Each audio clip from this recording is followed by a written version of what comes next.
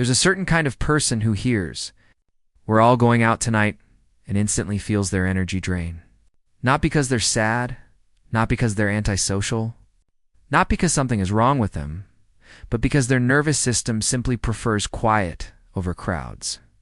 And for years, society completely misunderstood these people. They labeled them distant, awkward, even lonely. But psychology tells a very different story. Being alone doesn't automatically mean being lonely.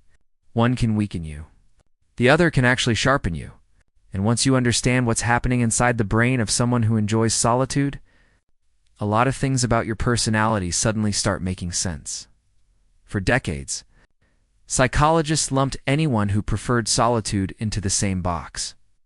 Introverts, loners, socially withdrawn, it's all treated like variations of the same problem.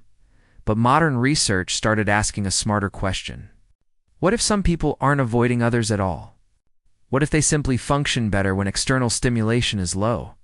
Researchers call this a low stimulation preference, not fear-based avoidance, not hostility.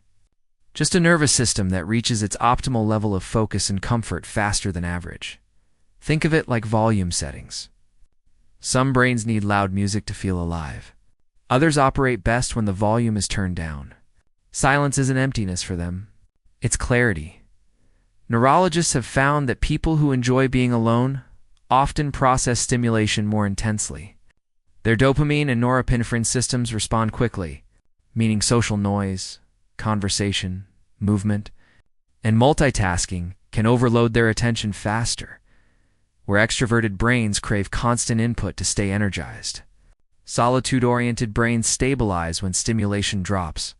That's when concentration deepens, emotions regulate, and mental fatigue disappears. Brain imaging also shows increased activity in regions linked to self-reflection, memory integration, and creative problem-solving during quiet isolation.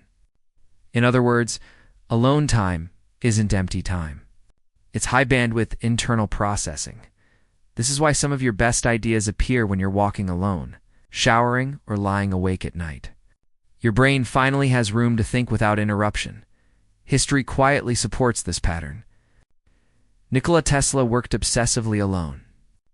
Marie Curie preferred isolation when solving complex problems. Writer Haruki Murakami designs his entire day around long hours of solitude to protect creative flow. Breakthrough thinking rarely happens in noisy rooms. It happens when the mind is uninterrupted long enough to connect ideas that normally stay separate. Solitude isn't withdrawal for these people. It's their laboratory.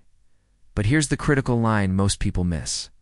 Enjoying being alone isn't the same as hiding from people.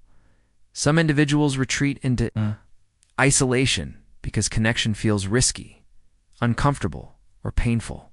That's not preference. That's protection. Psychologist Carl Rogers described healthy solitude as something you move toward freely, not something you hide inside. If solitude makes you calmer, clearer, more energized, that's healthy. If solitude feels safe because the outside world feels threatening, that deserves honesty and care. The question isn't whether you like being alone. The question is what your alone time gives you.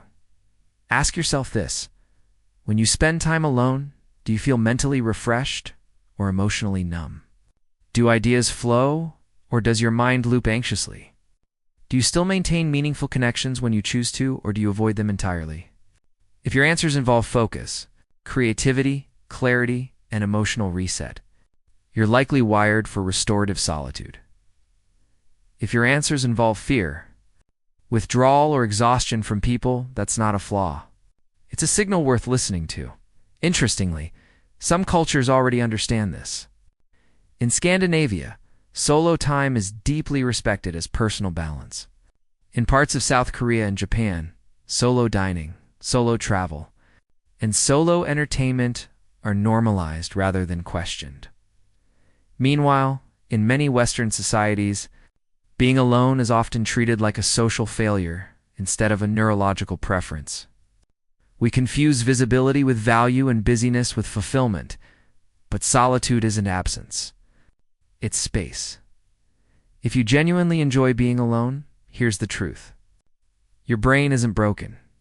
Your nervous system is optimized differently. You recharge internally instead of externally. You process deeply instead of rapidly. You regulate stimulation instead of chasing it. That gives you advantages in creativity, emotional awareness, decision clarity, and independent thinking.